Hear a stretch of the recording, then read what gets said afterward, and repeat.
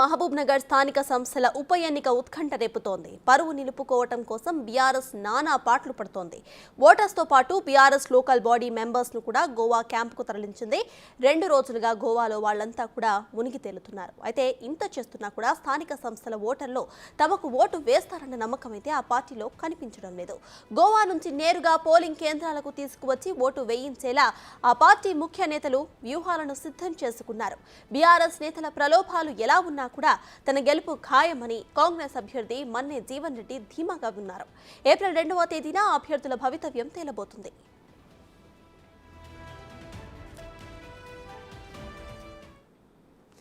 ఇదే విషయంపై పూర్తి డీటెయిల్స్ మా ప్రతినిధి శంకర్ అందిస్తారు. శంకర్, చెప్పండి. ఇటు మనం చూస్తే మహబూబ్ నగర్ స్థానిక సంస్థల ఉప ఎన్నిక ఇరు పార్టీలు కాంగ్రెస్ మరియు బీఆర్ఎస్ సీరియస్ గా తీసుకుంటున్నట్టు తెలుస్తోంది. అయితే బీఆర్ఎస్ మాత్రం గోవాకి అందరినీ తరలించి అక్కడ సమావేశాలు చేయటం కూడా మనము చూస్తున్నాం. సో దీన్ని ఎలా చూడాలంటారు?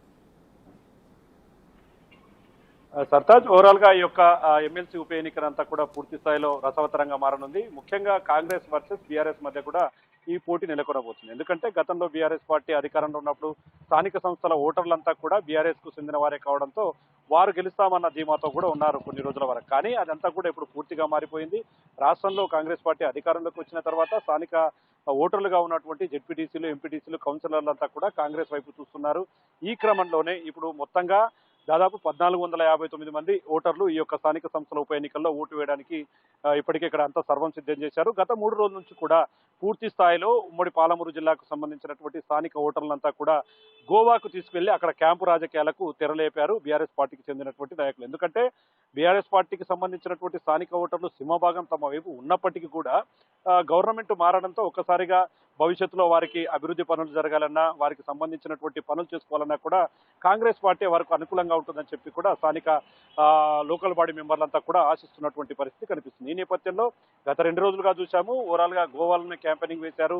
వీళ్ళని అక్కడికి తీసుకువెళ్లి వారికి దాదాపు 3 నుంచి 4 లక్షల వరకు కూడా పూర్తి స్థాయిలో అమౌంట్ అప్పచెప్పే విధంగా, ఓటు వేసిన తర్వాత ఇదంతా క్లియర్ చేసే విధంగా స్థానికంగా ఉన్నటువంటి ముఖ్య నేతలంతా కూడా పూర్తిగా దీన్ని ఒక ఛాలెంజ్ గా తీసుకుంటున్నటువంటి పరిస్థితి కనిపిస్తుంది. మరి ముఖ్యంగా ఇక కాంగ్రెస్ పార్టీకి సంబంధించి మన్నే జీవన్ రెడ్డి కూడా బరిలో ఉన్నాడు.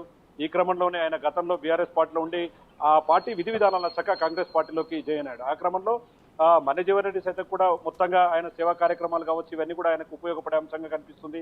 మరీ ప్రధానంగా 12 నియోజకవర్గాల్లో కాంగ్రెస్ ప్రభంజనం అనేది పూర్తిస్థాయిలో కనిపించింది. ఎందుకంటే 12 చోట్ల కూడా కాంగ్రెస్ ఎమ్మెల్యేలే ఉన్నారు.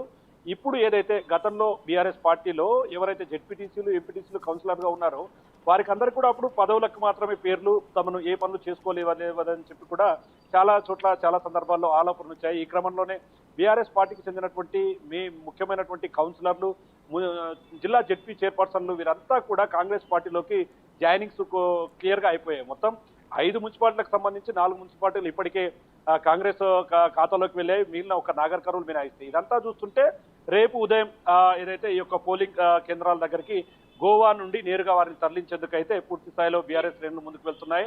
మరోవైపు ముఖ్యంగా ఈ రోజు సాయంత్రానికల్లా వారిని హైదరాబాద్ కు తరలించారు. అక్కడ నుంచి నేరుగా పోలింగ్ కేంద్రాలకు తరలించి వారి ద్వారా ఓటును వేసుకుని గెలుపొందే దిశగా కూడా బీఆర్ఎస్ అయితే ప్రయత్నం. కానీ ఇప్పుడు ఎవరైతే గోవా క్యాంపు కార్యాలయంలో వారి వెంట ఉన్నారో వారంతా కూడా అక్కడ ఉన్నప్పటికీ ఖచ్చితంగా భవిష్యత్తులో మంచి జరగాలంటే కాంగ్రెస్ పార్టీకి ఓటేయాలి. కాంగ్రెస్ పార్టీకి ఓటేస్తేనే తమ పనులకు సంబంధించినటువంటి బిల్లులు కావచ్చు, అదేవిధంగా మిగతా అభివృద్ధి పనులు జరుగుతాయి.